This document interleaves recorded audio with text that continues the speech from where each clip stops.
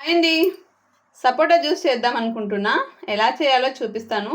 పిల్లలు బాగా ఇష్టంగా తాగుతారండి. ఒకవేళ సపోటా తినకుంటే ఇలా జ్యూస్ చేసి పెట్టండి.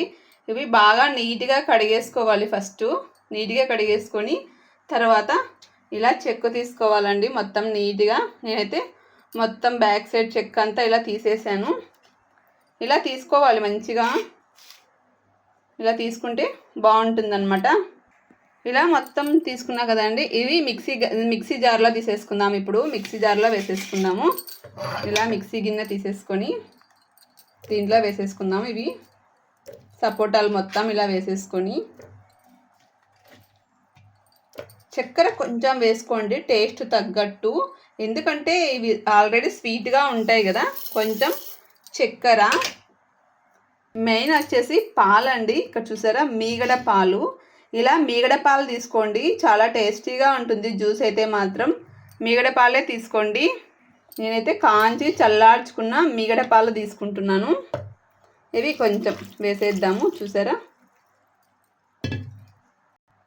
ఇలా బాగా ఒక గ్లాస్ మనకి ఎన్ని కావాలో అన్ని వేసేసుకోండి పాలు.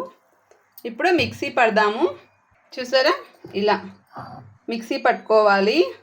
మనకి బాగా మెత్తగా చూడండి. ఇలా జ్యూస్ లాగా మెత్తగా మిక్సీ పట్టుకోవాలి. ఇప్పుడు మిక్సీ పట్టుకున్నాం కదా జ్యూసు, దీంట్లోకి వేసేసుకుందామండి గ్లాస్లోకి. చూసారా చాలా బాగా ఉంది. మీరు కావాలంటే బూస్ట్ కూడా వేసుకోవచ్చు దీంట్లోకి. బూస్ట్ కావాలన్న వాళ్ళు బూస్ట్ కూడా వేసుకోండి, బాగుంటుంది. నేనైతే బూస్ట్ ఏం వేయలేదు.